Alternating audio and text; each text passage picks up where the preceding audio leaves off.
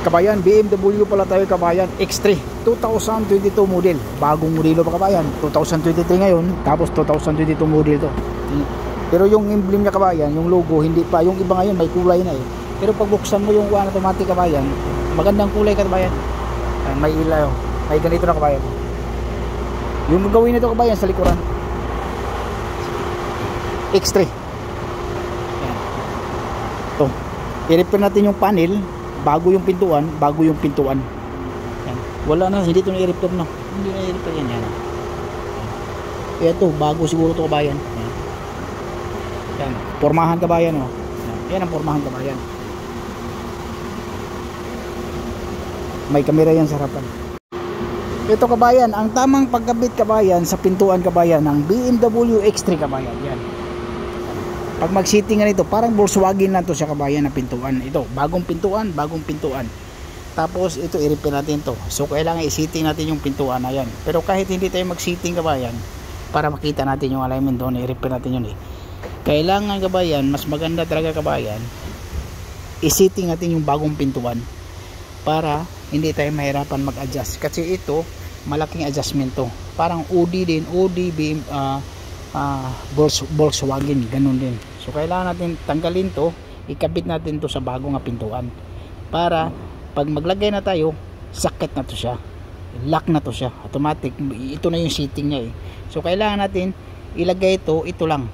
Ito hindi na, kasi ito yung nasa poste eh. Ito yung ilagay natin doon sa pintuan na bago. Kasi pag hindi natin ilagay yun, tapos saka natin ilagay ito pag napinturahan na, ito magasgas to kabayan, kasi malaki yung adjustment dito eh, pati yung sa baba ito malaki yung adjustment dyan. So kailangan natin ilagay natin yung dalawang pintuan para makita natin yung alignment. Ganun ang pag-sitting yan sa mga kadalasan sa American car yan kabayan, ganun. Okay, yan ang technique dyan. Kailangan natin tanggalin to, pero i-sitting natin to na glass para matanggal natin yung glass na hindi natin mahirapan. Baba natin yan, yung decor dyan, inside decor. Ganun lang siya kabayan, kasimple. So ito na yung luma kabayan, ito yung bago kabayan. So yung sinasabi ko kabayan, natanggalin natin to. Yan. Para ikabit na natin yan doon.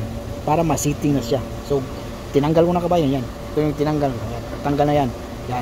Tapos tandaan na natin to siya na ganyan yung forma. Pero i-align naman natin yan paglagay na natin sa pintuan. Kasi nandun yung pintuan niya sa yung driving, sa naharapan. Tapos basta i-sitting natin yan. Tapos yan. Tandaan natin ganyan yung forma. Malapit lang dito sa spot. Tapos dito medyo malayo. Ganun lang siya kabayan. Ito yung sinasabi ko kabayan na kung saka na natin ikuan to, i-sitting pag napinturahan na. Tingnan mo kabayan, no? Malaki yung ganyan, no? So, mahirapan tayo mag-sitting yan, no? Ang layo ng diferensya. So yun ang sinasabi ko na kailangan i-sitting natin yan. Tingnan mo kabayan yung sitting natin sa BMW X3 ng 2022 model. Yan, okay na siya kabayan yan, no? Yan, alignment na yan. Yan. I-repair na natin yan. Tingnan mo kabayan yung dito.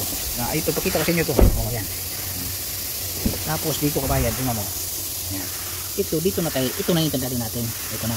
Basama na sa pintura yan. Ito na rin. Para pagbalik natin, lock na yan. Hindi na tayo mag-adjust. Kasi yung adjust nito kabayan, atras ang panty. Ganun, pasok, loob. Tapos mayroon pang taas, baba. Okay? Taas, baba, loob, pasok. Yun ang adjustment yan. So, mas maganda, i-adjust natin ito muna bago pinturahan yung pintuan. Para sigurado. Ano ang technique niya kabayan.